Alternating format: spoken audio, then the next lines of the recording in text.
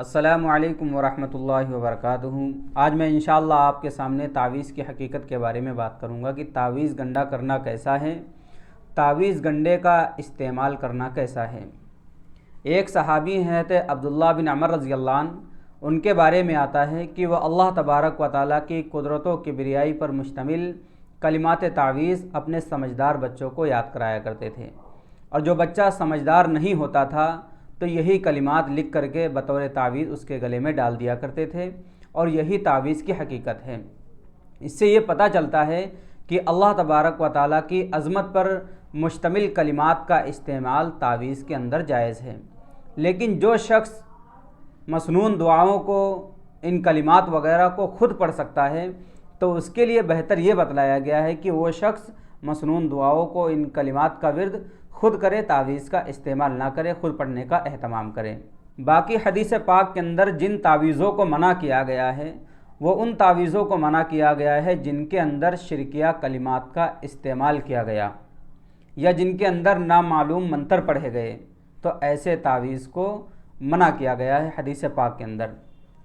فقہاء اکرام نے نصوص وغیرہ میں غور و فکر کرنے کے بعد تعویذات سے اور عملیات سے علاج کو جائز قرار دیا ہے، لیکن اس کے ساتھ میں کچھ شرطیں لگائی ہیں۔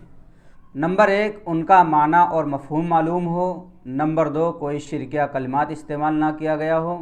اور نمبر 3، ان کے مؤثر بذات ہونے کا اعتقاد ہمارے دلوں کے اندر نہ ہو۔ اور نمبر 4، علاج کرنے والا علاج کرنے میں ماہر ہو، دھوکہ نہ دیتا ہو، فریب نہ کرتا ہو۔ مثلا انسان کے اوپر کچھ نہیں ہے اور صرف ہم نے دھوکہ دے دیا، فریب دے دیا، اس کو بتلا دیا کہ اس کے اوپر بہت بڑے بڑے جنات ہیں یا فلاں بھوت ہے، کچھ بھی بتلا دیا کہ اس کے بہت ہی بڑی بیماری ہے، اس کو بہت بڑی پریشانی ہے، تو اس طریقے سے دھوکہ بھی دینے والا نہ ہو۔ یہ 4 شرطیں اگر کسی کے اندر پائی جاتی ہیں تو وہ تعویذ کر سکتا ہے، تعویذ لکھ کر کے دے سکتا ہے، استعمال کرنا جائز ہے۔ لہٰذا اس سے یہی پتہ چلتا ہے کہ جن تعویذ کے اندر کوئی شرکیہ کلمات استعمال نہ کیا گیا ہو، کوئی غلط منتر نہ پڑھا گیا ہو، کوئی غلط چیز استعمال نہ کی گئی ہو، تو اس تعویذ کا استعمال کرنا جائز اور درست ہے۔ اس کو استعمال کر سکتے ہیں اور کسی کو لکھ کر کے بھی دے سکتے ہیں، کوئی بھی اس کو پہن سکتا ہے۔ لیکن اگر اس کے اندر شرکیہ کلمات استعمال کیے گئے ہیں، یا اسے خود مؤثر بذات ہونے کا ہم نے یقین رکھا ہے، یا کوئی اللہ تبارک و تعالیٰ کی عظمت و شان کے خلاف اس میں کوئی الفاظ لکھے گئے ہیں، تو ایسے تعویذ کا پہننا جائز نہیں ہے، ایسے تعویذ کا بنانا بھی جائز نہیں ہے۔ میں امید کرتا ہوں کہ آج آپ کو اس تعویذ کی حقیقت کے بارے میں، گنڈے کی حقیقت کے بارے میں علم ہو گیا ہوگا۔